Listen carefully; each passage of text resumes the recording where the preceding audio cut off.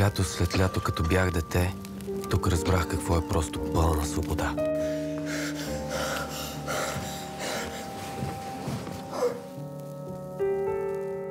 През лятната ваканция без задачи.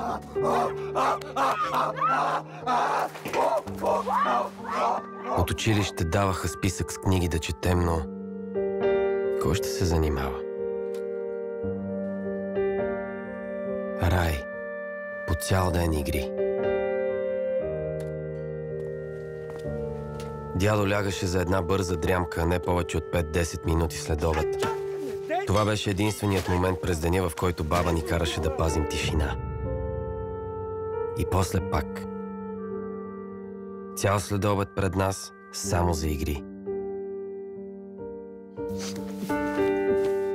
Късно след обед баба с напуканите си ръце от полето ни даваше по една филия хляб с масло и пипер.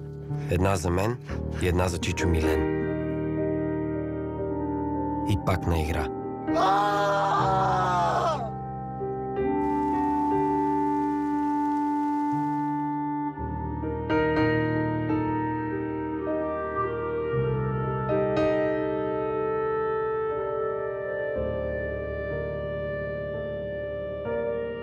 Ти какво си спомняш от времето, когато си бил малък?